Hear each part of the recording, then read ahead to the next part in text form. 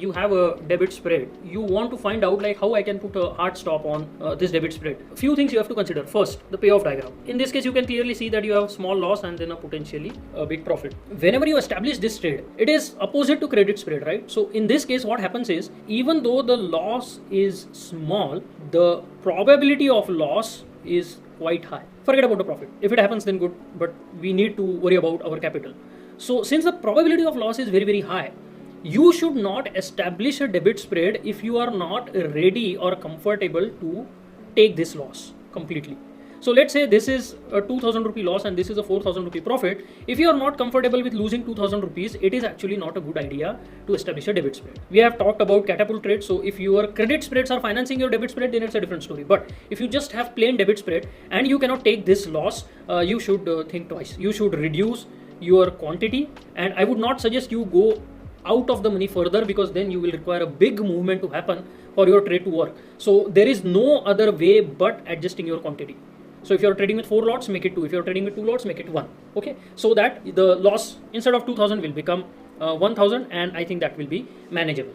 Now there is another way where you can manage a debit spread. I don't know about a hard stop, but what I used to do back in the day is, or I have seen many people do it, let's say your max loss is 2000, they set 50% of max loss as their stop loss. So what they do, if the market does not do anything, or it starts to come down a little, and this 2000 loss, you make 1000 of it, they'll get out of the position. So this is the way I would exit my debit spread if it is not working. One, I would take the full loss. Second, I would reduce the quantity so that my loss goes down and I can then again take the full loss, or I can put a percentage stop loss on the max loss. So if the max loss is 2000, if we make 50% of it, we will get out.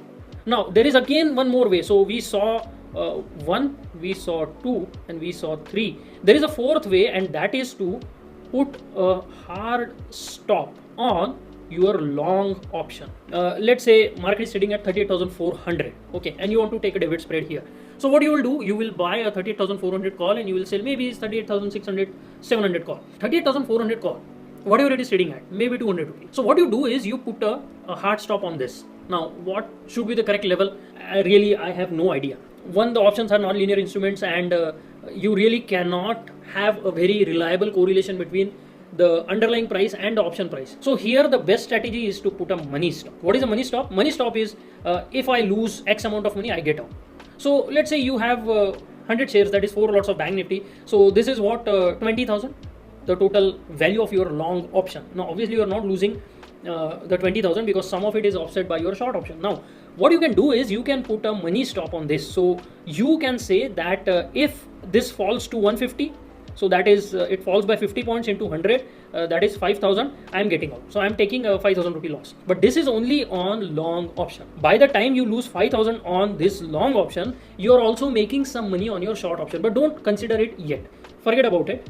Just focus on your long option price, put a money stop, and then as soon as it is hit, you get out. And once your money stop on long option is hit, then you go and cover your short option too. You might be tempted to hold on to it, but don't do it, because if your account size is too low and you have a good amount of lots in a spread, as soon as one side is taken out, your margin requirements will be out of balance. So immediately go and get rid of your short option.